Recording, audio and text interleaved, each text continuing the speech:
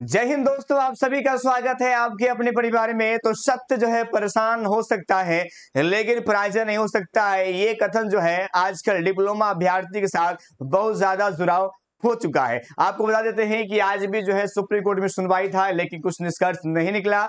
उस केस को जो है ट्रांसफर कर दिया गया है और उसकी नई डेट भी जारी हो गई है और ये सुनवाई जो है 20 अक्टूबर को सुनवाई की जाएगी। और ये ऑनरेबल जो है चीफ जस्टिस से होकर के जो है कह सकते हैं कि जस्टिस अनिरुद्ध बोस साहब जो है इसकी सुनवाई करेंगे 20 अक्टूबर को। मैं बताना चाहता हूं आपको कि आज इसकी सुनवाई हुई थी लेकिन मामला आपको पता है कि मामला बहुत विचित्र है। उसके आधार पर जो है इसे ट्रांसफर कर दिया गया था। केस संख्या 39420 है। आज इसकी फर्स्ट हियरिंग थी 13/10/2023 को।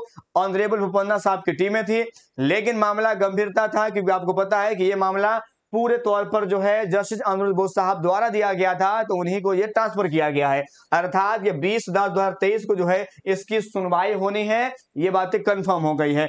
उसके बाद हम बता देते हैं आपको कि ये मामला जो है आपको पता है कि ये बोपन्ना साहब ने सीधे तौर पर जो है वो ट्रांसफर नहीं कर सकते हैं अनिरुद्ध बोस साहब को। तो ये मामला जो है किसके समक्ष जाएगी? तो ये मामला जो है सीजीआई के समक्ष जाएगी, अर्थात उनसे हो करके जो है ये मामला अनिरुद्ध बोस साहब को जाएगी। अर्थात कहने का मतलब हुआ कि यहाँ पर जो है जब भी कोई मामला ट्रांसफर होता है तो कोई भी जज जो होते, न्यायमूर्ति जो होते हैं, वो किसी भी मामला को डायरेक्टली किसी अन्य जज तक जो है ट्रांसफर नहीं कर सकते हैं बल्कि उसको सीजीआई के माध्यम से ही जाता है। अर्थात उस पर हस्ताक्षर होता है और फिर वो ऑनरेबल जो सुप्रीम कोर्ट के जज होते हैं जो फैसला सुनाए थे उनके पास जाता है। तो अर्थात यहाँ उस बात को लिखा हुआ है कि the honourable the chief justice of India and list the matter, कह सकते हैं इस मैटर को पहले वो देखेंगे। अर्थात उसके पश्चात जो है ये उस बोपन्ना साहब का जो मैटर है उसको पहुंचाया जाएगा कहां?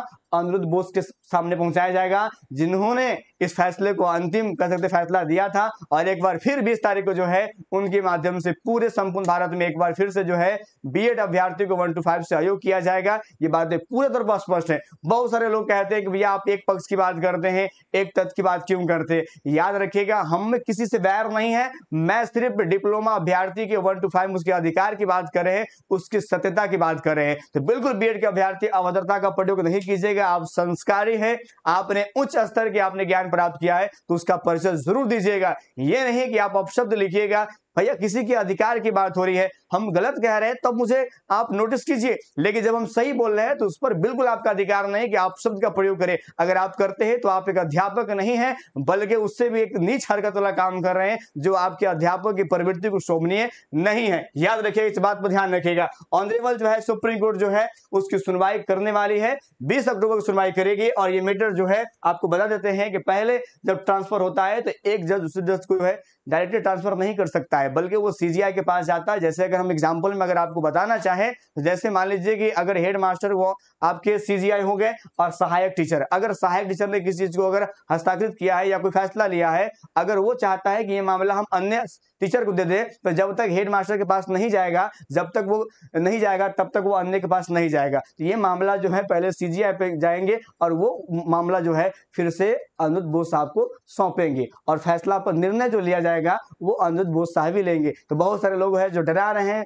डीलेट वाले को सीजीआई लेंगे, अब क्या होगा, फैसला बदल जाएगा। तो याद रखिएगा, कब तक डराएंगे? मैं और मेरे जैसे और भी लोग हैं जो डीलेट वाले को डरने और हतोत्साहित होने से बचा रहे हैं क्योंकि वो सत्य है और सत्य परेशान हो सकता है लेकिन पराजय बिल्कुल भी नहीं होगा। 20 को भी वही होगा जो 11 को हुआ है, जो 28 को हुआ है। याद रखिएगा, फिर से विजय होगा। जय हिंद, जय भारत।